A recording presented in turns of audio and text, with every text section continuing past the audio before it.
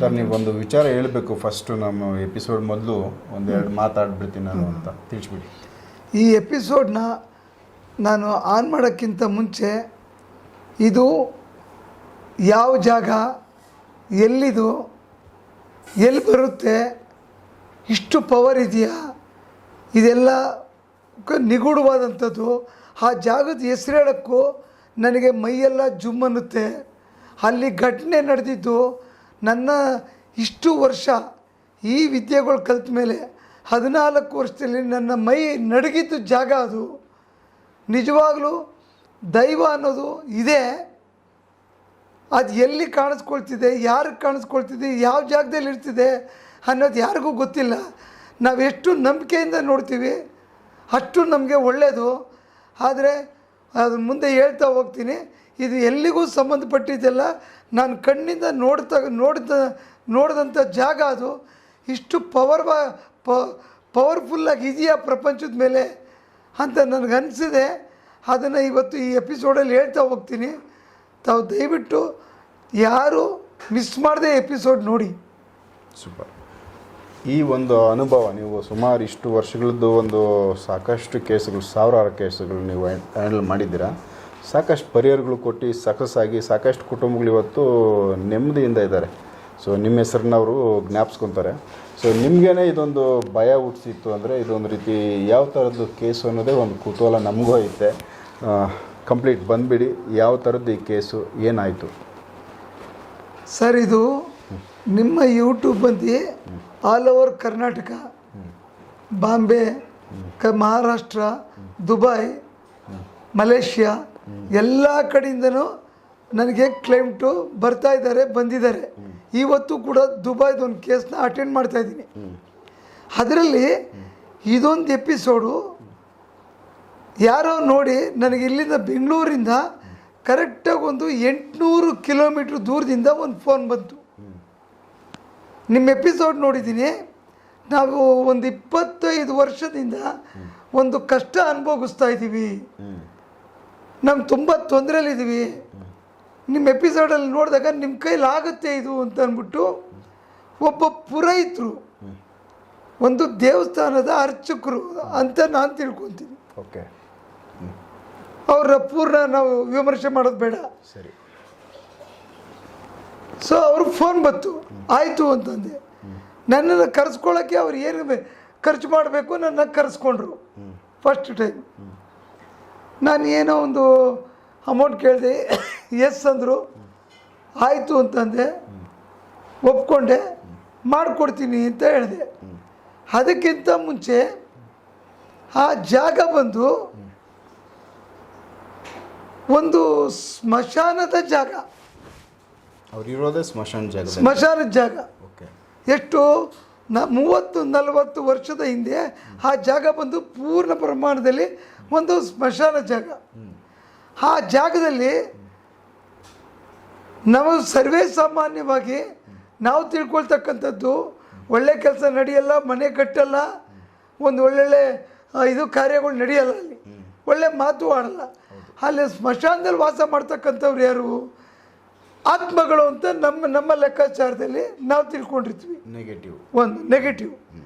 ಆ ನೆಗೆಟಿವ್ಗೆ ನಾವೆಲ್ಲ ಬದುಕಿದ್ದೀವಿ, ನಾವು ಮನುಷ್ಯರು. ನಮಗೆ ಏನು ಕೃಷ್ಣ ಪರಮಾತ್ಮ, ರಾಮ, ಸೀತೆ, ಆಂಜನೇಯ ಈ ಥರ ದೇವರಿದ್ದಾರೆ. ಈ ಆತ್ಮಗಳಿಗೆ ಯಾರು ದೇವರು? ಇದು ಮುಖ್ಯವಾದಂಥ ಪ್ರಶ್ನೆ. ಅವುಗಳಿಗೂ ಇವೇ ದೇವರೇ ದೇವರಲ್ವ? ಅವ್ರಿಗೂ ದೇವ್ರಿದೆ. ಆತ್ಮಗಳನ್ನು ರಕ್ಷಣೆ ಮಾಡೋಕ್ಕೆ ಒಬ್ರು ಇದ್ದಾರೆ. ನನಗೆ ಅಲ್ಲೇ ಗೊತ್ತಾಗಿದ್ದು, ಆತ್ಮಗಳನ್ನು ಕೈಗೆ ಸಿಕ್ಕಿದ್ದು ಓಡಿಸ್ತಾ ಇದ್ದೆ, ಬರೋರು ಬಿಡ್ತಾ ಇದ್ದೆ, ಎದೆ ಮೇಲೆ ಕಾಲಿಕ್ಕೆ ಎಳೆದಿದ್ದೀನಿ. ನಾನು ಮಿರಾಕಲ್ಲಾಗಿ ಕೆಲಸ ಮಾಡಿದ್ದೀನಿ. ಆತ್ಮಗಳು ಬ್ರಹ್ಮ ರಕ್ತ ಪಿಶಾಚಿನ ಬಿಟ್ಟಿಲ್ಲ. ಆತ್ಮ ತಾನೆ, ಮಾಡ್ತೀನಿ ಬಿಟ್ಕೊಡ್ರಿ, ನಾನು ಮಾಡಿಕೊಡ್ತೀನಿ ಬಿಡ್ರಿ ಅಂದೆ. ಅದು ಒಂದು ಭವ್ಯವಾದಂಥ ಕಟ್ಟಿರ್ತಕ್ಕಂಥ ಕಟ್ಟಡದಲ್ಲಿ ಕಟ್ಟಿರ್ತಕ್ಕಂಥ ದೇವಸ್ಥಾನ. ಸೊ ಇದು ಸ್ಮಶಾನದಲ್ಲಿ ದೇವಸ್ಥಾನ ಒಂದು ದೇವಸ್ಥಾನ ಕಟ್ಬಿಟ್ಟಿದ್ದಾರೆ. ಅದು ಯಾರನ್ನ ಕೇಳಿ ಕಟ್ಟಿದ್ರು, ಏನು ಮಾಡಿದ್ರು ಪರಮಾತ್ಮನಿಗೆ ಗೊತ್ತು. ಒಂದು 25 ವರ್ಷಕ್ಕೆ ಮುಂಚೆ ಕಟ್ಟಿದ್ದು. ತುಂಬ ಒಂದು ಹಿಸ್ಟಾರಿಕಲ್ ಪ್ಲೇಸ್ ಥರ ಇದೆ ಅದು. ಆ ದೇವಸ್ಥಾನ ನೋಡೋಕ್ಕೆ ಒಂದು ಖುಷಿ ಆಗುತ್ತೆ. ಆ ದೇವಸ್ಥಾನಕ್ಕೆ ಪ್ರತಿ ಶುಕ್ರವಾರ ಬಿಟ್ಟರೆ ಬೇರೆ ದಿವಸ ಜನನೇ ಬರಲ್ಲ, ಜನ ಬರಲ್ಲ. ಅದು ಅಷ್ಟು ದೊಡ್ಡ ಭವ್ಯವಾದ ಕಟ್ಟಡ ಅಂದಮೇಲೆ ಜನ ರೆಗ್ಯುಲರ್ ಬರಬೇಕು. ಜನ ಬಂದರೆ ದುಡ್ಡು ಹಾಕಲ್ಲ. ಸುಮ್ಮನೆ ಬಂದು ದೇವಸ್ಥಾನ ಹೆಂಗೆ ನಡಿಬೇಕು? ಪಾಪ ಅವರು ಅರ್ಚಕರು ನೋಡಿದ್ರು, ಮಾಡಿದ್ರು, ಮುಟ್ಟಿದ್ರು, ಏನು ಮಾಡಿದ್ರಲ್ಲ, ಸುಮಾರು ಹೋಮಗಳು ಮಾಡಿದ್ರು, ಸುಮಾರು ದೊಡ್ಡ ದೊಡ್ಡ ಶಾಸ್ತ್ರಿಗಳನ್ನ ಕರೆಸಿದ್ರು, ದೊಡ್ಡ ದೊಡ್ಡ ಪೂಜೆ ಮಾಡೋರನ್ನ ಕರೆಸಿದ್ರು. ಎಷ್ಟು 25 ವರ್ಷದಿಂದ ಎಷ್ಟು ಲಕ್ಷ ಖರ್ಚು ಮಾಡಿದರೋ ಕೇಳೋಕ್ಕಾಗಲ್ಲ. ಓಕೆ, ಇದೆಲ್ಲ ಕೇಳಿದಾಗ ನನ್ನ ಕೈಯಲ್ಲಿ ನಿಜವಾಗ್ಲೂ ಆಗುತ್ತಾ ಅನ್ನೋದು ನನಗೊಂದು ಅಲ್ಲಿ ಅಪನಂಬಿಕೆ ಬಂದ್ಬಿಡ್ತು. ಚಾಲೆಂಜಿಂಗ್ ಕೇಸ್ ನಾನು ಮಾಡೋದು. ನಾನು ಯೂಟ್ಯೂಬಲ್ಲೇ ಹೇಳಿದ್ದೀನಿ, ಏನಿದ್ರು ಮಾಡ್ತೀನಿ ಅಂದ್ಬಿಟ್ಟು. ನನ್ನ ಧರ್ಮ ಈ ಧರ್ಸಲ್ಲಿ ಬಂದಿದ್ದೀನಿ. ಸಾಯಲಿ ಬದುಕಲಿ ನಾನು ಮಾಡಬೇಕು ಅನ್ನೋದು ನನ್ನ ಛಲ. ನಾನು ಎಲ್ಲಿ ನೆಲ್ಗನ ಮಶಾನಕ್ಕೆ ಕರೀರಿ, ನಾನು ಹಿಂಗೆ ಒಂಟಿ ಬಂದ್ಬಿಡ್ತೀನಿ. ಅಲ್ಲಿ ಬದುಕ್ತೀನೋ ಸಾಯ್ತೀನೋ ಆಮೇಲೆ. ದೇವ್ರು ನನಗೆ ಈ ಶಕ್ತಿ ಕೊಟ್ಟವನೇ, ನಾನು ಮಾಡ್ತಾಯಿದ್ದೀನಿ ಅವನ ಹೆಸರು ಹೇಳಿ. ಸೊ ಹೇಳ್ದೆ ಮಾಡಿದೆ, ಈ ಥರ ಆಗುತ್ತೆ, ಈ ಥರ ಆಗುತ್ತೆ, ಹಿಂಗಾಗುತ್ತೆ. ಇದು ಸ್ಮಶಾನ ಜಾಗ ಅಂದ ತಕ್ಷಣ ಸರಿ ಅವರೆಲ್ಲ ಕೇಳಿನೇ ಕಟ್ಟಿರ್ತಾರೆ, ಚೆಕ್ ಮಾಡಿರ್ತಾರೆ, ಎಲ್ಲ ಕೇಳಿರ್ತಾರೆ. ಇನ್ನು ನಮ್ದೇನಲ್ಲಿ ಆಮೇಲೆ ನನ್ನ ಆ ದೇವಸ್ಥಾನಕ್ಕೆ ಹೊಂದ್ಕೊಂಡಂಗೆ ಪಕ್ಕದಲ್ಲಿ ಒಂದು ಫಸ್ಟ್ ಕ್ಲಾಸ್ ಆಗಿರೋದು ಒಂದು ಮನೆ. ಆ ಮನೆ ಒಳಗಡೆ ಅವರ ಶ್ರೀಮತಿ ಆ ಮನೆ ಒಳಗಡೆ ಕೂತ್ಕೊಂಡು ಇವತ್ತಿಗೆ 25 ವರ್ಷ ಆಯಿತು. ಇದೊಂದು ವಿಚಿತ್ರ. ಓಕೆ, ಎಷ್ಟು? 25 ವರ್ಷ. 25 ವರ್ಷ ಆಗಿದೆ. ಮನೆಯಿಂದ ಹೊರಗಡೆ ಸರ್ಕಸ್ ಹೊಡೆದ್ರು ಬರಲ್ಲ, ಮನೆ ಒಳಗಡೆನೆ. ಗಾಳಿ ಬೆಳಕು ಏನೂ ಬೇಕಾಗಿಲ್ಲ. ಒಂದು ತುತ್ತು ಊಟ ತಗೊಂಡು ಕೊಟ್ಟರೆ ಊಟ ಮಾಡ್ತಾರೆ, ಈಚೆಗೆ ಬರಲ್ಲ. ಒಂದೇ ಒಂದು ಸರಿ ನನ್ನ ಕಣ್ಣಲ್ಲಿ ನೋಡ್ಬಿಟ್ಟೆ. ಸೊ ನನಗೆ ಸಿಕ್ಕರೆ ಸಾಕು, ಫೋಟೋ ತಗೊಂಡ್ಬಿಡ್ತೀನಿ. ಸೊ ಮನೆಯದೆಲ್ಲ ಅವರೇ ಮಾಡಿ ಕಳಿಸಿ ಸರ್ ಫೋಟೋ ತೆಗೆದು ಅಂತ ಹೇಳಿದೆ. ಇಡೀ ದೇವಸ್ಥಾನದ ಫೋಟೋ ಎಲ್ಲ ಮಾಡಿ ಕಳಿಸಿದ್ರು. ನಾನು ಕೆಲಸ ಶುರು ಮಾಡಿದೆ. ಒಂದು ವಾರ ಆಯಿತು. ಒಂದು ವಾರದಲ್ಲಿ ರಿಸಲ್ಟು 1% ಕೂಡ ಬರಲಿಲ್ಲ. ಆಗ ನನ್ನ ಮೇಲೆ ನನಗೆ ಅನುಮಾನ.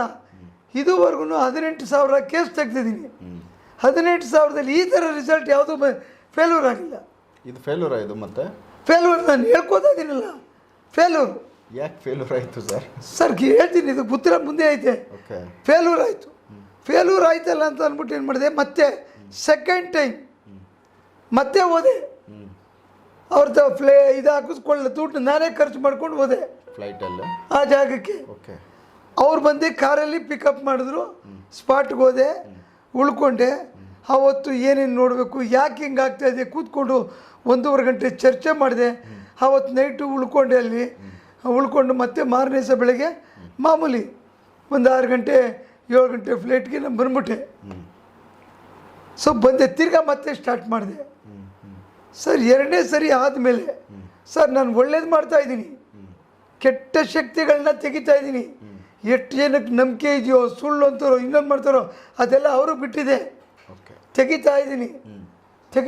ಆದರೆ ತೆಗಿತಾ ಇರ್ತಕ್ಕಂಥದ್ದು ಅರ್ಚಕರಿಗೆ ಗೊತ್ತಾಗ್ತಿದೆ, ನಾನು ಕೆಲಸ ಮಾಡ್ತಿದ್ದೀನಿ ಅಂತ ಗೊತ್ತಾಗ್ತಿದೆ ಅವ್ರಿಗೆ. ಇಲ್ಲ ನೀವು ಮಾಡ್ತಾ ಇದ್ದೀರಾ, ನಿಮ್ಮ ಮೇಲೆ ನಂಗೆ ನಂಬಿಕೆ ಇದೆ, ವಿಶ್ವಾಸ ಇದೆ. ಆದರೆ ನಿಮ್ಮಂಗೆ ಯಾರೂ ರಿಟರ್ನ್ ಇದು ಫೋನ್ ಮಾಡಲ್ಲ, ಬಟ್ ನೀವು ಫಾಲೋಅಪ್ ಮಾಡ್ತಾ ಇದ್ದೀರಾ. ಇವತ್ತು ಹೆಂಗಿದ್ದಾರೆ, ಈಗ ಹೆಂಗಿದ್ದಾರೆ. ಆದರೆ ಆ 2ನೇ ಸರಿ ಹೋಗ್ಬಿಟ್ಟು ಬಂದಮೇಲೆ ಒಂದು ಅಲ್ಲಿ ಘಟನೆಗಳು ನಡೀತು. ಪಬ್ಲಿಕ್ನಲ್ಲಿ ಚೀಲದಲ್ಲಿ ತುಂಬಿಟ್ಟಿದ್ದಂಥ 1-2 ಮೂಟೆ ದುಡ್ಡು ಒಂದು ಆಟೋದಲ್ಲಿ ಬಂದರು. ಹಗಲಲ್ಲೇ ಅಲ್ಲೊಂದು 2-3 ಹೊಡೆದ್ರು, ಎತ್ಕೊಂಡು ಹೋಗೇ ಬಿಟ್ರು. ಏನು ಉಂಡಿ ಕಾಸ ಸರ್ ಇದು? ಉಂಡಿ ದುಡ್ಡ? ಹೌದು, ಉಂಡಿ ದೇವಸ್ಥಾನ ಉಂಡಿ ದುಡ್ಡು ಚೀಲದಲ್ಲಿ ತುಂಬಿದ್ದು. ಸೆಕೆಂಡ್ ಅದಾಯಿತು. ಒಳ್ಳೆಯದನ್ನು ತೆಗಿತಾ ಇರಬೇಕಾದ್ರೆ ಕೆಟ್ಟದ್ದು ಯಾಕೆ ಆಗ್ತಾ ಇದೆ, ನನಗೂ ಇನ್ನೊಂದು ಕ್ರಾಸ್ ಕ್ವಶನ್ ಆಯಿತು. ಅಲ್ಲಿ ಆ ಥರ ಕಳ್ತನ ಆಗಬಾರ್ದಿತ್ತು. ಅದಾಯಿತು. ತಿರ್ಗಿ 4 ದಿವಸಕ್ಕೆ ಉಂಡಿ ಜೋಡಿಸಿದ್ರಲ್ಲ, ಬಂದು ತಿರ್ಗಿ ಅದನ್ನು ಎಬ್ಬಿದ್ರು ಬೆಳಗ್ಗೆಲೆ, ತಿರ್ಗಿ ಅದನ್ನು ಎತ್ಕೊಂಡು ಹೋಗ್ಬಿಟ್ರು. ಇದು ಯಾರೋ ಬೇಕಾಗಿ ಮಾಡ್ತಾವ್ರೆ. ಆದರೂ ಕೂಡ ಕೆಟ್ಟದ್ದಾಗಬಾರ್ದು ಸರ್. ದೇವಸ್ಥಾನದಲ್ಲಿ ದೇವ್ರ ಮೇಲೆ ನಂಬಿಕೆ ಇರಲ್ಲ ಜನಕ್ಕೆ. ಇದು CCTVಗಳಲ್ಲಿ ಸಿಕ್ಕಿದೆಯಾ ಸರ್ ಫುಟೇಜು? ಸರ್ ಫುಟೇಜ್ ಸಿಕ್ಕಿದೆ, ಬಟ್ಟೆ ಕಟ್ಕೊಂಡವ್ರೆ. ಹೌದಾ? ಕೊನೆಗೆ ಥರ್ಡ್ ಟೈಮ್ ಮತ್ತೆ ನಾನೇ ಹೋದೆ.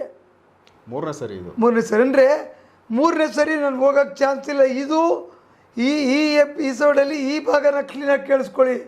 ಮೂರನೇ ಸರಿ ನಾನು ಹೋಗೋಕ್ಕೆ ಚಾನ್ಸ್ ಇಲ್ಲ. ನನಗೆ ಅನುಮಾನ ಬಂತು, ಏನಿದೆ ಏನಾಗ್ತಾಯಿದೆ ಇಲ್ಲಿ ನೋಡಲೇಬೇಕು ಅಂದ್ಬಿಟ್ಟು ಧೈರ್ಯ ನನಗೆ ಹೋದೆ. ಸತ್ಯವಾಗ್ಲೂ ಆ ಜಾಗದ ಅಡ್ರೆಸ್ಸು ನನಗೆ ಈಗಲೂ ಗೊತ್ತಿಲ್ಲ. ಮತ್ತೆ ಹೆಂಗೆ ಹೋದ್ರಿ? ಕೇಳಿಸ್ಕೊಳ್ಳಿ. ಎಲ್ಲಿ ಪದೇ ಪದೇ ಹೋಗಿ ಇಳಿದೆ, ಆ ಜಾಗಕ್ಕೆ ಹೋಗಿ ಇಳಿದೆ. ಏರ್ಪೋರ್ಟಲ್ಲಿ. ಏರ್ಪೋರ್ಟಿಂದ ಈಚೆ ಕಡೆ ಬಂದೆ. ಅಡ್ರೆಸ್ನ ಅಲ್ಲಿ ಕೊಟ್ಟಿದ್ದು, ಅಡ್ರೆಸ್ ಇದು ವಾಟ್ಸಪ್ಪಲ್ಲಿತ್ತು. ಸೊ ವಾಟ್ಸಪ್ ಇಟ್ಕೊಂಡು ಅದಕ್ಕೆ ಎಲ್ಲಿಗೆ ಹೋಗ್ಬೇಕಂತನೂ ನನಗೆ ಆ ಭಾಷೆಯಲ್ಲಿ ಹೇಳಕ್ಕೆ ಬರಲ್ಲ. ಸೊ ಅಲ್ಲೊಬ್ಬ ನಿಂತ್ಕೊಂಡಿದ್ದ. ಅವ್ನು ನೋಡಿದ್ರೆ ಏನಾಗ ಹೋಗ್ಬಿಟ್ಟು ಅವನಿಗೆ ತೋರಿಸ್ದೆ, ಈ ಅಡ್ರೆಸ್ಗೆ ಗೊತ್ತಾ ನಿಮಗೆ?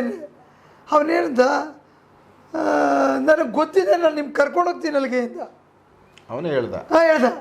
ಸರಿ ನಡೆಯದ. ಅಲ್ಲಿಂದ ನನಗೆ 2 ಟ್ರೈನ್ ಹತ್ತಿಸಿ ಕರ್ಕೊಂಡೋದ.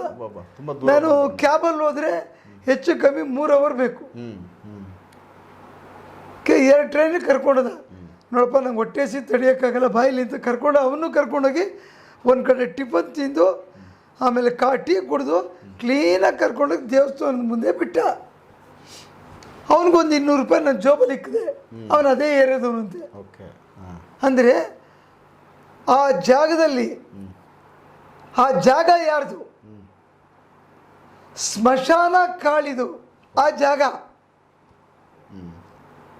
ಎಷ್ಟೋ ವರ್ಷಗಳು ಅಲ್ಲಿ ಜನಗಳು ಹೆಣಗಳನ್ನ ಉಣ್ತಾ ಇದ್ದಂಥ ಜಾಗ.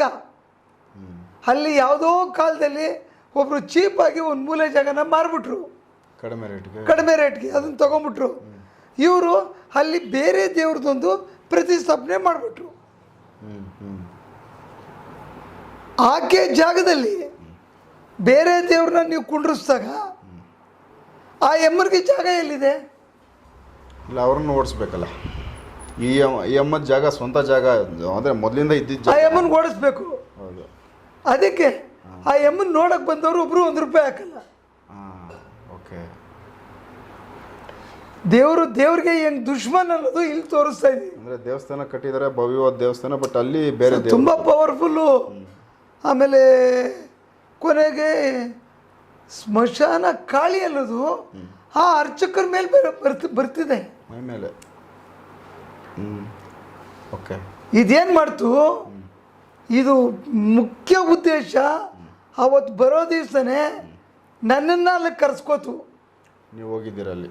ನಾನು ಹೋಗಿದ್ದೀನಿ, ನಾನು ಕರೆಸ್ಕೋತು. 300-400 ಜನ ಸಾಯಂಕಾಲ 6 ಗಂಟೆಯಿಂದನೇ ಜನ ಸೇರ್ತಾ ಇದ್ದಾರೆ. ಜನನೇ ಇಲ್ಲ ಅಂದ್ರಲ್ಲಪ್ಪ, ಏನು ಇಷ್ಟೊಂದು ಜನ ಸೇರ್ತಾವ್ರಿ, ಇವ್ರು ಸುಳ್ಳು ಹೇಳಿದ್ರ ನನಗೆ ಅಂತ ನನಗೊಂದು ಕುತೂಹಲ. ಆ ಜನ ನೋಡ್ಬಿಟ್ಟು ಖುಷಿಗೋಸ್ಕರ ಒಂದು ಫೋಟೋ ತಗೊಂಡೆ. ನೀವು ಅಷ್ಟೇ ನಾನು ಮಾಡಿದ ಕೆಲಸ. ಆ ದೇವಸ್ಥಾನದಲ್ಲಿ ಇದುವರೆಗೂ ನಾನು ಮಾಡಿದ ಕೆಲಸ ಏನು, ಒಂದೇ ಒಂದು ಫೋಟೋ ತಗೊಂಡಿದ್ದು ಅಷ್ಟೇ. ಇನ್ನು ಮಿಕ್ಕಿದ್ದೆಲ್ಲ ನನಗೆ ಆ ದೇವಸ್ಥಾನದಿಂದನೇ ಬಂದಿರತಕ್ಕಂಥ ಫೋಟೋಸು. ನಂದು ಇದರಲ್ಲಿ ಆ ದೇವ್ರ ಮೇಲೆ ಪ್ರಮಾಣ ಮಾಡಿನೂ ಆ ದೇವ್ರಿಗೆ ಕ್ಷಮಾಪಣೆ ಕೇಳ್ಕೊಂಡಿದ್ದೀನಿ. ನಂದು ತಪ್ಪಿಲ್ಲ. ಕೊನೆಗೆ ಈ 300-400 ಜನ ಸೇರಿದ್ದಾರೆ. ಮಹಾಕಾಳಿ ನನ್ನ ಕರೆಸ್ಕೊಳ್ಳೋದಕ್ಕೆ ಕಾರಣ ಏನು? ಸ್ಮಶಾನ ಕಾಳಿ ನನ್ನ ಕರೆಸ್ಕೊಳ್ಳೋಕೆ ಕಾರಣ ಏನು? ಯಾವಾಗ ನಾನು 24 ಆತ್ಮಗಳನ್ನ ಹಿಡಿದಾಕ್ತೆ, ಈ ಆತ್ಮಗಳು ಹೋಗಿ ಕಂಪ್ಲೇಂಟ್ ಕೊಡ್ತು, ಯಾವನೋ ಬಂದು ನಮ್ಮನ್ನೆಲ್ಲ ಹಿಡ್ಕೊಂಡು ಹೋಗ್ತಾವನೆ ಅಂತ. ಆತ್ಮಗಳಿಗೆ ಶಕ್ತಿ ಇಲ್ಲ. ಆತ್ಮಗಳಿಗೆ ಮಹಾಕಾಳಿನೇ ಆರಾಧ್ಯ ದೈವ, ಸ್ಮಶಾನ ಕಾಳಿನೇ ಆರಾಧ್ಯ ದೈವ. ಅವ್ರಿಗೆ ಪೂಜೆ ಮಾಡಬೇಕು. ಈ ಅಮ್ಮನ ಪೂಜೆ ಮಾಡೋಕೆ ಅವ್ರಿಗೆ ಇಷ್ಟ ಇಲ್ಲ. ಅಲ್ಲಿ ಜನ ಬರಬಾರ್ದು, ಜನನ ಬಿಡಬಾರ್ದು. ಈ ಆತ್ಮಗಳೇ ಅಲ್ಲಿ ವಾಸಸ್ಥಾನ ಮಾಡಬೇಕು. ಜನ ಹೆಂಗೆ ಬಿಡ್ತಾರೆ? ಇದು ನಡೀತಾ ಇರ್ತಕ್ಕಂಥ ಕೋಲ್ಡ್ ವಾರ್ 25 ವರ್ಷದಿಂದ. ಆವಾಗ ನೀನು ದೇವಸ್ಥಾನ ಕಟ್ಟಿಸ್ದೆ, ಇಲ್ಲಿ ಬೇರೆ ದೇವ್ರನ್ನ ಕುಂಡ್ರಿಸ್ದೆ, ನಾನು ಎಲ್ಲೋಗ್ಬೇಕು? ನಾನು ನಿನ್ನ ಹೆಂಡ್ತಿ ಬಂದು ಕೂತ್ಕೋತೀನಿ, ನಿನ್ನ ಹೆಂಡ್ತಿ ಜೊತೆಲಿ ಕೂತ್ಕೋತೀನಿ ಅಂತ. ನೀನು ನನ್ನ ಹತ್ರ ಬರಬಾರ್ದು, ಮಾಡ್ಕೊಂಡೋಗಿ ಪೂಜೆ ನೀನು ಅಂದ್ಬಿಟ್ಟು ಬಿಟ್ಬಿಡ್ದು. ಆ 25 ವರ್ಷ ಎಪ್ಪ ಬರಬೇಕು, ಅಲ್ಲೊಂದು ಟೀ ಮಾಡ್ಕೊಂಡು ಕುಡ್ಕೋಬೇಕು, ಈಚೆಗೆ ಬಂದುಬಿಡ್ಬೇಕು. ಆ ಎಮ್ಮ ಒಳಗಡೆ ಹೋಯ್ತು ಅಂದರೆ ಬೋಗ್ಲ ಶುರು ಮಾಡ್ತಾರೆ, ಕೆಟ್ಟ ಕೆಟ್ಟ ಬೋಗ್ಲಗಳು ಬೈತಾರೆ. ಆ ಎಮ್ಮನ ಮೇಲ್ಗಡೆ ತೆಗಿತಾ ಇದ್ದೀನಿ ಬರ್ತಾನೆ ಇದ್ದಾವೆ ಸರ್. ಅದು ಎಲ್ಲಿಂದ ಬರ್ತಾ ಇದ್ದೋ ಗೊತ್ತಿಲ್ಲ ಅಂದರೆ ಆ ಎಮ್ಮನ ಶಕ್ತಿ. ತೆಗಿ, ನಿನ್ನ ತಾಕತ್ತು ಎಷ್ಟೈತೆ, ತಾಯಿ ಕಳಿಸ್ತಾ ಇರೋದು, ತಾಯಿ ಶಕ್ತಿ. ನನಗೆ ಅಲ್ಲೂ ಏನೋ ಇದೆಲ್ಲ ಹಿಂಗಾಗ್ತದಲ್ಲ ಸುಮ್ಮನಾಯ್ತು. ಒಂದು ಟೈಮ್ ಬಂತು, ಆ ಟೈಮ್ ಮೇಲೆ ಆ ಶಕ್ತಿ ಆಹ್ವಾನ ಆಯಿತು ಪುರೋಹಿತರ ಮೇಲೆ. ಸರ್ ನಾನು ಎಲ್ಲೂ ನನ್ನ ಜೀವಮಾನದಲ್ಲಿ ನೋಡಿಲ್ಲ ಸರ್, ಕಣ್ಣಲ್ಲಿ ನೋಡಿಲ್ಲ. ಅಲ್ಲಿ ಬಂತು ಇಲ್ಲಿ ಬಂತು ಅಂದರೆ ಅಯ್ಯೋ ಏನ್ರಿ ಕಥೆ ಹೇಳ್ತಾರೆ ಬಿಡ್ರಿ ಅಂತ ಅಂದ್ಬಿಟ್ಟು ನಗ್ತೆ ತಮಾಷೆ ಮಾಡ್ತಿದ್ದೆ. ಆದರೆ ದೇವ್ರು ಇದ್ದಾರೆ, ಇಲ್ಲ ಅಂತಲ್ಲ. ದೇವರು ನಾನು ಈ ಥರ ನನ್ನ ಜೀವಮಾನದಲ್ಲಿ ನೋಡಿಲ್ಲ. ಆದರೆ ಒಬ್ಬ ವ್ಯಕ್ತಿಗೆ, ಗಡ್ಡ ಬಿಟ್ಟಿರ್ತಕ್ಕಂಥ ವ್ಯಕ್ತಿಗೆ 4 ಕಡೆ ಬೆಂಕಿ ಉರಿತಾ ಇರ್ತಿದೆ ಕೈ ಮೇಲೆ. ಈ ಬೆಂಕಿ ಒಳಗಡೆ ಮುಖನ ಕಾಯಿಸ್ಕೊಳ್ತಿದೆ ಆ ದೇವರು. ನನ್ನ ಮೈ ಇವತ್ತು ಜುಮ್ ಅಂತ ಇದೆ, ಹೇಳೋಕ್ಕೂ ಭಯ ಆಗ್ತಾ ಇದೆ. ನಾನು ಹೇಳ್ತಾ ಇದ್ದೀನಿ, ಮೈ ಮುಖ ಸುಡ್ತಾ ಇದೆ ಸರ್, ಸುಡ್ತಾ ಇದೆ. ನಾನು ಕಂಬದ ಮರೆ ಒಳಗಡೆ ಔಸ್ಕೊಂಡು ಹಿಂಗೆ ನೋಡ್ತಾ ಇದ್ದೀನಿ. ಕತ್ಲೆ ಲೈಟ್ ಆಫ್ ಮಾಡಿಬಿಟ್ಟಿದ್ದಾರೆ. ಜನ ಓಡೋಗ್ತಾರೆ, ಅವ್ರು ಬಂದರೆ ತಪ್ಪಿಸ್ಕೋತಾರೆ. ಅವ್ರು ಓಡ್ ಬಂದು ಹಿಂಗೆ ನಿಂತ್ಕೊಂಡ್ರೆ 2 ಆಗೋಗ್ಬೇಕು ಒಂದೇ ಜಾಗದಲ್ಲಿ. ನಾನು ಎಲ್ಲಿ ನನ್ನ ಹತ್ರ ಬಂದ್ಬಿಡ್ತಾರೋ ಅಂತ ಭಯದಿಂದ ನಾನು ಕಂಬದಿಂದ ನಿಂತ್ಕೊಂಡು ಗಟ್ಟದ ಮೇಲೆ ಬೆಂಕಿ ಹೋಗ್ತಾ ಇದೆ. ಒಂದು ಚೂರು ಏನೂ ಆಗ್ತಿಲ್ಲ. ಅಂದರೆ ಪೂರ್ಣ ಪ್ರಮಾಣದಲ್ಲಿ ಆ ತಾಯಿಯೇ ಆವರಿಸ್ಕೊಂಡಿದ್ದಾಳೆ. ಕೂದಲಾದ್ರೂ ಸುಡಬೇಕಿತ್ತಲ್ಲ ಸರ್? ಏನು ಸರ್? ಕೂದಲು ಸುಡಬೇಕಿತ್ತಲ್ಲ ಬೆಂಕಿಯಲ್ಲಿ. ಸುಡಲ್ಲ, ಸುಡಲ್ಲ. ಅಮ್ಮ ದೇವಿನೇ, ಸ್ಮಶಾನ ಕಾಳಿ. ಸ್ಮಶಾನ ಕಾಳಿ ತುಂಬ ಪವರ್ಫುಲ್ ಶಕ್ತಿ. ಕೋಪ ಎಷ್ಟಿದೆ ಅಮ್ಮನಿಗೆ. 25 ವರ್ಷದಿಂದ ಅಮ್ಮನಿಗೆ ಸ್ಥಾನ ಮಾನ ಏನು ಕೊಡ್ದಂಗೆ ದೂರ ಮಡಗಿದ್ದೀನಿ. ಅದಕ್ಕೆ ನಾನು ನಿನ್ನ ಮನೇಲಿ ಕೂತಿದ್ದೀನಿ. ಮಾಡೋದು ಅದೇನು ಪೂಜೆ ಮಾಡ್ತೀಯ ಅಂತ, ಎಷ್ಟು ಜನಕ್ಕೆ ಕರ್ಕೊಂಬರೋದು, ಏನೇನು ಪೂಜೆ ಮಾಡ್ತೀಯ ಮಾಡಿಸು, ಚಾಲೆಂಜ್ ಮಾಡಲು ಕೂತ್ಕೊಂಡಿದೆ. ಆಮೇಲೆ ನನಗೆ ನೋಡೋಕೆ ಅದು ನನ್ನನ್ನು ಹುಡುಕ್ತಾ ಇದೆ, ಎಲ್ಲಿದ್ದಾರೆ ಇವರು ಅಂತ. ಹುಡುಕಿ ಹುಡುಕಿ ಹುಡುಕಿ ಹುಡುಕಿ ಕೊನೆಗೆ ನನ್ನ ಕಾಲು ಏಟಾಗಿತ್ತಲ್ಲ, ಅದು ಮಾತಾಡಲ್ಲ, ಆಕ್ಷನಲ್ಲಿ ಲೆಕ್ಕ ಅಂತ ತೋರಿಸ್ತೈತೆ. ನಾನು ಭಯ ಬಿದ್ದು ಎಲ್ಲೋ ಹೊರಗಡೆ ಒಂದು ಆಟೋ ನಿಲ್ಲಿಸಿದ್ರು, ಆಟೋದಲ್ಲಿ ಕೂತಿದ್ದೆ. 3 ಜನ ಬಂದರು, ಕರೀತಾರೆ ನಿಮ್ಮನ್ನು ಬನ್ನಿ ಅಂದರು. ನನಗೆ ಒಂದು ನಡುಗ್ತಾ ಇದ್ದೀನಿ, ಭಯ, ನನಗೊಂದು ಒಳ್ಳೆಯ ಎಕ್ಸ್ಪೀರಿಯೆನ್ಸು. ಆಮೇಲೆ ಆ ದೇವಿನ ಕಣ್ಣಲ್ಲಿ ನೋಡಿದ್ದೊಂದು ಖುಷಿ. ಕೊನೆಗೆ ನಾನೇ ಹೋಗಿ ಸರೆಂಡರ್ ಆಗಿಬಿಟ್ಟೆ. ತಾಯಿ, ನನಗೇನಾದ್ರು ತಪ್ಪಿದರೆ ಕ್ಷಮಿಸಮ್ಮ ಅಂದೆ. ನೀನು ಹೊಟ್ಟೆ ಪಾಡಿಗೆ ಬಂದು ನಿಂದದ್ದು ಏನು ತಪ್ಪಿಲ್ಲ. ದೇವಸ್ಥಾನದವ್ರಿಗೆ ಸಾಯಿಸಾಕ್ಬಿಡ್ತೀನಿ ಒಬ್ಬೊಬ್ರಿಗೆ ಅಂತ. ಆದರೆ ನನ್ನ ದೇವಸ್ಥಾನ, ನನ್ನ ಕ್ಷೇತ್ರ, ನೀನು ವಿಡಿಯೋ ಮಾಡಿದ್ದು ತಪ್ಪಲ್ವಾ, ಫೋಟೋ ತೆಗೆದಿದ್ದು ತಪ್ಪಲ್ವಾ ಅಂದರು. ಆದರೆ ಕಳಿಸ್ಕೊಟ್ಟವ್ರು ಯಾರು? ಮಾತಾಡ್ತಿರೋರು ಮೈ ಮೇಲೆ ಇರೋರೇ ಕಳಿಸ್ಕೊಟ್ಟಿರೋದು. ಈಗ ನಾನು ನೀವೇ ಕಳಿಸ್ಕೊಟ್ಟಿದ್ದೆ ಹೆಂಗೆ ಹೇಳಿ? ಅವ್ರ ಮೈ ಮೇಲೆ ದೇವ್ರು ಇರೋದು, ಅವ್ರ ಮೈ ಮೇಲೆ ದೇವ್ರು. ನಂದೇನು ತಪ್ಪಿಲ್ಲ. ಅವ್ರು ಕೆಲಸ ಕೊಟ್ಟರು ಮಾಡ್ತಾಯಿದ್ದೀನಿ, ನನ್ನ ಧರ್ಮ ಅದು. ಅದು ತಾಯಿ ಕರೆಕ್ಟಾಗಿ ಹೇಳ್ತು ನನಗೆ. ಆಮೇಲೆ ಏನಾರ ತಪ್ಪು ಅಂತ ಮಾಡಿದರೆ ನೀನು ಹೊಟ್ಟೆಗೆ ಹಾಕ್ಕೊಳ್ಳಮ್ಮ, ನಾನು ತಪ್ಪು ನಿಜವಾಗ್ಲೂ ಮಾಡಿದರೆ ನಂಗೆ ಶಿಕ್ಷೆ ಕೊಡುವುದೇ. ಪಟ್ಟಂತ 2 ಏನೋ ಅವ್ರದ್ದು ಶಕ್ತಿ ಕಿತ್ತಿ ನನಗೆ ಅರ್ಶಿನ ಕುಂಕುಮನ ನನ್ನ ಕೈಯಲ್ಲಿಟ್ಟು ಆಶೀರ್ವಾದ ಮಾಡಿದ್ದೀನಿ, ಮಗನೇ ನಿನಗೆ ಹೋಗು, ಇವ್ರನ್ನ ಎಲ್ಲಿಂದ ಬಂದರು ಅಲ್ಲಿಗೆ ಕರ್ಕೊಂಡೋಗಿ ಊಟ ಮಾಡಿಸಿ ಏನು ಕೊಡಬೇಕೆಲ್ಲ ಕೊಟ್ಟು ಕರ್ಕೊಂಡೋಗ್ಬಿಡಿ ಅಂತ ನನಗಂತೂ. ಅದಕ್ಕೆ ನಾನು ಬದುಕಿರೋವರೆಗೂ ಆ ಜಾಗಕ್ಕೆ, ಆ ತಾಯಿಗೆ ನಾನು ಋಣಿಯಾಗಿರ್ತೀನಿ. ಯಾಕಂದರೆ ಯಾವತ್ತೂ ಒಂದು ದೇವಸ್ಥಾನ ಕಟ್ಟಬೇಕಾದ್ರೆ ಯಾರೇ ಆಗಿರ್ಬೋದು, ಆ ದೇವಸ್ಥಾನದ ಹಿಂದೆ ಮುಂದೆ ಪೂರ್ವಪರ ಪ್ರಶ್ನೆ ಮಾಡಿ ಅದು ಯಾರನ್ನ ಕುಂಡ್ರಿಸ್ಬೇಕಲ್ಲಿ, ಯಾರನ್ನ ಕುಂಡ್ರಿಸ್ಬಾರ್ದಬೇಕಂಥದ್ದು ಭಾಳ ಯೋಚನೆ ಮಾಡಿ. ಎಷ್ಟೋ ದೇವಸ್ಥಾನಗಳು ವ್ಯಾಪಾರ ಆಗ್ತಾಯಿಲ್ಲ, ನಡೀತಾ ಇಲ್ಲ, ಮಟ್ತಾ ಇಲ್ಲ, ಯಾರೋ ಬಾಯಿ ಕಟ್ಬಿಟ್ಬಿಟ್ಟವ್ರು, ಇದು ಮಾಡೋರು ಅಂತಾರೆ. ನನ್ನ ಲೆಕ್ಕದಲ್ಲಿ ದೇವ್ರನ್ನ ಯಾರು ಮುಟ್ಟಕ್ಕೆ ಸಾಧ್ಯ ಇಲ್ಲ.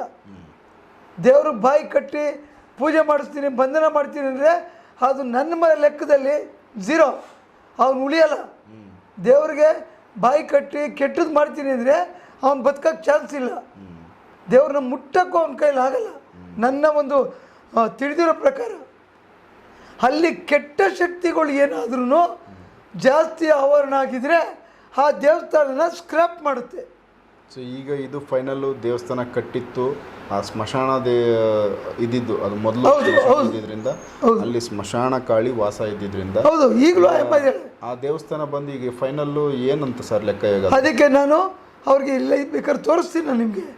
ನಾನು ಬರೆದ್ಬಿಟ್ಟು ಕಂಪ್ಲೀಟ್ ಕನ್ನಡದಲ್ಲಿ ಟೋಟಲ್ ಇಷ್ಟು ಪೇಜ್ ಅವ್ರಿಗೆ ಕಳಿಸ್ಕೊಟ್ಟಿದ್ದೀನಿ. ನೋಡಿ, ನೀವು ಕರೆದವರು ನಿಮ್ಮದೂ ತಪ್ಪಲ್ಲ, ನಿಮ್ಮ ಕಷ್ಟಕ್ಕೆ ನನ್ನ ಕರೆದಿದ್ದೀರ. ನನಗೆ ಚಾಲೆಂಜ್ ಮೇಲೆ ಅಷ್ಟು ದೂರ ಬಂದಿದ್ದೀನಿ, ನಾನು ಕೆಲಸ ಮಾಡಿದ್ದೀನಿ, ನಾನು ಏನು ಹಿಡಿದಾಕಿದ್ದೀನಿ ನನ್ನ ಆತ್ಮಕ್ಕೆ ಗೊತ್ತು, ನನ್ನ ವಿದ್ಯೆ. ಆದರೆ ನಾನು ಹಿಡಿದಾಕ್ತಾ ಇರೋದು ಆ ಮಹಾತಾಯಿಗೆ ಗೊತ್ತಾಗಿದೆ. ಅಲ್ಲಿ ಉಳ್ಕೊಂಡವು ಪಳವಳಿಕೆಗಳು ತಾಯಿಗೆ ಹೋಗಿ ರಕ್ಷಣೆ ಕೇಳಿದ್ದಾವೆ. ಅವನ್ನ ಕರೆಸ್ಕೊಂಡು ನಾನು ಏನು ಮಾಡಬೇಕು ಮಾಡ್ತೀನಿ ಅಂತ ಕೊನೆಗೆ ಏನು ಮಾಡ್ತು ಗೊತ್ತಾ, ಆನ್ ಸ್ಪಾಟಲ್ಲಿ ಡಿಲೀಟ್ ಮಾಡಿಸ್ತು ಎಲ್ಲ ಮೊಬೈಲಲ್ಲಿ ಎಲ್ಲ ಫುಲ್ ಆನ್ ಸ್ಪಾಟಲ್ಲಿ ಸಹಚಾರಕಲ್ಲಿ ಡಿಲೀಟ್ ಮಾಡಿಸ್ತು. ಆದರೆ ನನಗೂ ಮನಸ್ಫೂರ್ತಿಯಾಗಿ ಕಳಿಸ್ಕೊಡ್ತು. ಆದರೆ ನಾನು ಅಲ್ಲಿ ನೋಡಿದ್ದು ಸತ್ಯವಾಗಲೂ ಯಾರೂ ನೋಡೋಕ್ಕೆ ಸಾಧ್ಯ ಇಲ್ಲ, ನೋಡಿದವರೇ ಅದೃಷ್ಟವಂತರು ಅಂತ ಅನ್ಬೇಕು. ಆ ವಿಶ್ವರೂಪ ಮಹಾತಾಯಿ ವಿಶ್ವರೂಪನ ನನ್ನ ಎರಡೂ ಕಣ್ಣಿಂದ ನೋಡೋಕ್ಕಾಗಲ್ಲ. 2 ದಿನ ನಾನು ಸುಧಾರಿಸ್ಕೊಂಡಿದ್ದೀನಿ ಬೆಂಗಳೂರಿಗೆ ಬಂದು. ಅದಾದಮೇಲೆ ನಾನು ಹುಷಾರು ತಪ್ಪಿದೆ, ವೈರಲ್ ಫೀವರ್ ಆಯಿತು, ಜ್ವರ ಬಂತು, 3-4 ಸಲ ನಾನು ಯಾವ ಕೇಸು ತಗೊಳ್ಳಿಲ್ಲ.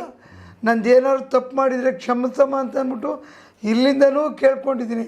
ಕೊನೆಗೆ ಆ ದೇವಸ್ಥಾನದ ಅರ್ಚಕರಿಗೆ ವಾಟ್ಸಪ್ ಮುಖಾಂತರ ಕನ್ನಡದಲ್ಲಿ ಬರೆದು, ಅದು ಯಾರ್ದು ತಪ್ಪಲ್ಲ, ನೀವು ದೇವಸ್ಥಾನ ಕಟ್ಟಿದ್ದು ನಿಮ್ಮದು ತಪ್ಪು ಕೇಳದೆ ಮಾಡಿದೆ, ಅಲ್ಲಿ ಮಹಾಕಾಳಿಗೆ ಒಂದು ಜಾಗ ಮಾಡಿ ಇವತ್ತು ಖಂಡಿತವಾಗಲೂ ಅಲ್ಲಿ ನೀವು ಒಳ್ಳೆಯದಾಗುತ್ತೆ, ಏಳಿಗೆ ಆಗುತ್ತೆ.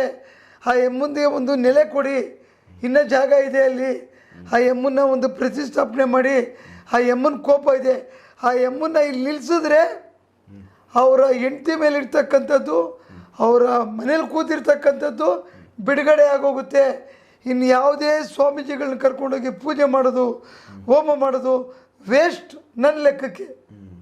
ಆ ಎಮ್ಮನಿಗೆ ಉದ್ರ ರೂಪ, ಕೋಪ, ಏನು ಕೇಳಿದ್ರು ಆನ್ಸರ್ ಕೊಡಲ್ಲ, ಮೈ ಮೇಲೆ ಬರಬೇಕು ಬರ್ತಿದೆ, ಬೇರೆಯವ್ರಿಗೆಲ್ಲ ಆಶೀರ್ವಾದ ಮಾಡ್ತಿದೆ, ಕಳಿಸುತ್ತೆ, ಎಲ್ಲರಿಗೂ ಒಳ್ಳೇದಾಗುತ್ತೆ. ಬಟ್ ಆ ದೇವಸ್ಥಾನಕ್ಕೆ ಮಾತ್ರ ₹1 ಏಳಿಗೆ ಕೊಡ್ತಾ ಇಲ್ಲ.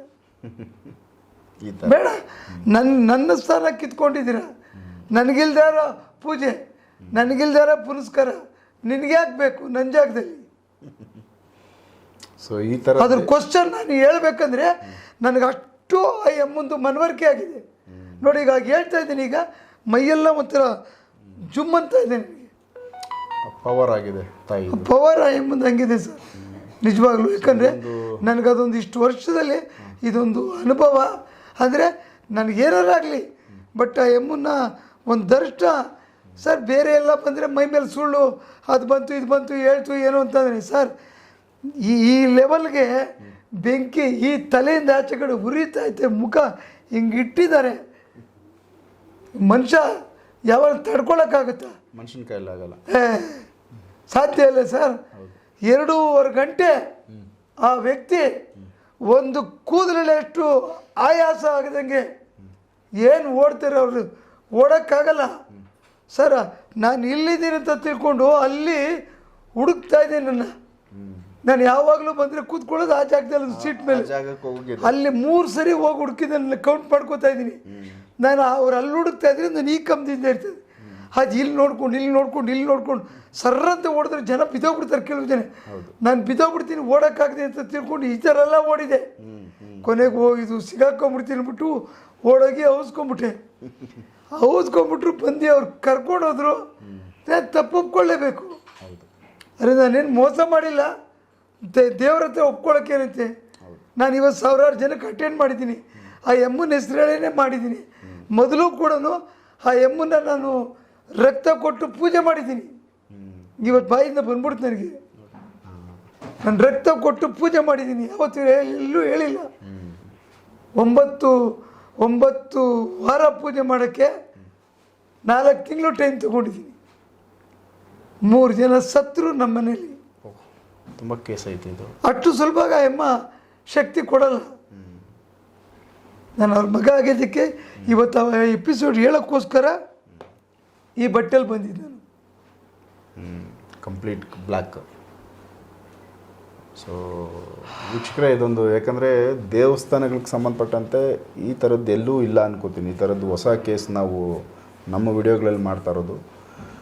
ಸಾಮಾನ್ಯವಾಗಿ ಸ್ಮಶಾನಗಳಲ್ಲಿ ಯಾರೂ ಮನೆಯೂ ಕಟ್ಟಲ್ಲ, ಸೊ ದೇವಸ್ಥಾನ ಅಂತೂ ಯಾರೂ ಕಟ್ಟಕ್ಕೆ ಹೋಗಲ್ಲ, ಒಳ್ಳೆ ಜಾಗ ನೋಡಿ ಕಟ್ತಾರೆ. ಬಟ್ ಇವರು ಏನು ಮಿಸ್ಟೇಕ್ ಆಗಿತ್ತೋ ಗೊತ್ತಿಲ್ಲ, ಈ ಪುರೋಹಿತರದ್ದು.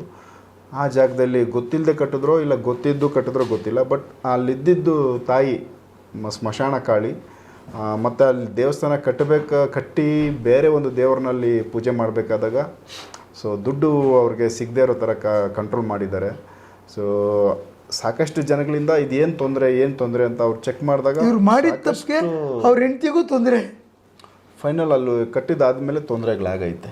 ಹಾಂ, ಸೊ ಇದು ತುಂಬ ಕ್ರಿಟಿಕಲ್ಲು. ಈ ಥರದ್ದೊಂದು ಕೇಸು ನಿಮ್ಮ ಗಮನಕ್ಕೆ ಭಗವಾನ್ ಸರ್ ತೊಗೊಂಬಂದಿದ್ದಾರೆ. ಇದು ನಮ್ಮ ಕರ್ನಾಟಕ ಬಿಟ್ಟು ಹೊರಗಡೆ ಜಾಗದ್ದು ಹೇಳೋದು ಬೇಡ, ಅದು ಹೇಳೋದು ಬೇಡ ಅಂತ ಹೇಳಿದ್ರು. ಹಾಗಾಗಿ ಅವ್ರದ್ದು ಒಂದೇ ಒಂದು ಫೋಟೋ ಜಾಗ ಯಾರಿಗೂ ತೆಗೋದು ಬೇಡ. ಆ ಪುರೋಹಿತರಿಗೂ ಲಾಸ್ಟಲ್ಲಿ ಒಂದು ಮಾತು ಹೇಳ್ಬಿಡ್ತೀನಿ, ನಿಮ್ಮ ಮುಗಿದ ಮೇಲೆ ಹೇಳ್ಬೋದು. ಹೇಳ್ಬಿಡಿ, ಈಗಲೇ ಹೇಳ್ಬಿಡಿ. ನಾನು ಅದಕ್ಕೆ ಹೇಳ್ತಾ ಇದ್ದೆ, ನನ್ನ ಕರೆಸ್ತಂಥ ಪುರೋಹಿತರಿಗೆ, ಗುರೂಜಿಗೆ, ಸ್ವಾಮೀಜಿಗೆ, ನಿಮ್ಮಲ್ಲೂ ಅಪಾರವಾದಂಥ ಶಕ್ತಿ ನಿಮ್ಮ ಮೈನಲ್ಲೂ ಮೈಗೂಡೈತೆ. ಯಾರ ಕೈಲೂ ಅಷ್ಟು ಸುಲಭವಾಗಿ ಆ ತಾಯಿ ಅಷ್ಟು ಶಕ್ತಿ ಕೊಟ್ಟು ಬರಲ್ಲ. ಆ ಎಮ್ಮನಿಗೆ ಆದಷ್ಟು ಬೇಗ ನೀವಲ್ಲೊಂದು ಜಾಗನ ಗುರುತು ಮಾಡಿ ಆ ಎಮ್ಮನ್ನು ಒಂದು ಶಿಲೆನ ಮಾಡಿ ಪ್ರತಿಷ್ಠಾಪನೆ ಮಾಡಿ ಆ ದೇವ್ರಿಗೆ ಪೂಜೆ ಸಲ್ಲಿಸಿ ಅಲ್ಲಿರ್ತಕ್ಕಂಥ ಕೆಟ್ಟ ಗ್ರಹಗಳಿಗೂ ಶಾಂತಿ ಆಗುತ್ತೆ, ನಿಮಗೂ ಒಳ್ಳೆಯದಾಗುತ್ತೆ ಅಂತ ನಾನು ತಿಳ್ಕೊಂಡಿದ್ದೀನಿ. ಯಾಕಂದರೆ ಆ ಎಮ್ಮನಿಗೊಂದು ನೆಲೆ ಸಿಗೋವರೆಗೂ ಈ ದೇವಸ್ಥಾನಕ್ಕೆ ನಿಮ್ಗೆ ಎಲ್ಲಿ ಯಾರ್ಯಾರಿಗೆ ತೊಂದರೆ ಮಾಡಿದೆ ಅದು ಅವ್ರಿಗೆ ಯಾರಿಗೂ ಬಿಡುಗಡೆ ಸಿಗಲ್ಲ. ಅದು ನೀವು ಇನ್ನಿಷ್ಟೇ ಆರಾಧನೆ ಮಾಡ್ಕೊಂಬನ್ನಿ, ಸಿಗಲ್ಲ. ಯಾವ ಸ್ವಾಮೀಜಿ ಕೈಲಿ ಏನೂ ಮಾಡೋಕ್ಕಾಗಲ್ಲ ನನ್ನ ಲೆಕ್ಕದಲ್ಲಿ. ಸೊ ಇದೊಂದು ವಿಚಾರ, ಇದು ಪುರೋಹಿತರಿಗೆ ತಲುಪಲಿ ಅಂತ ನಾವು ಕೇಳ್ಕೊತೀವಿ. ಆದಷ್ಟು ಆ ಕೆಲಸ ಆಗಲಿ, ಅಲ್ಲಿ ಒಳ್ಳೇದಾಗಲಿ ಅಂತೇಳಿ ನಾವು ಬಯಸ್ತೀವಿ. ಸೊ ಈ ಥರದ್ದು ತುಂಬ ಡಿಫ್ರೆಂಟ್ ಆಗಿರೋ ಕೇಸ್ಗಳು ಇನ್ನೂ ತುಂಬ ಮಾತಾಡೋದಿದೆ. ಅವುಗಳನ್ನ ಮುಂದಿನ ಎಪಿಸೋಡ್ಗಳಲ್ಲಿ ಭಗವಾನ್ ಸರ್ ಜೊತೆ ಮಾತಾಡ್ತೀನಿ. ಸೊ ಎಪಿಸೋಡ್ಗಳನ್ನ ನೋಡ್ತಾ ಹೋಗಿ, ಅವಶ್ಯಕತೆ ಇರೋರಿಗೆ ಈ ವಿಡಿಯೋಗಳು ಶೇರ್ ಮಾಡಿ. ನಮಸ್ಕಾರ ವೀಕ್ಷಕರೇ.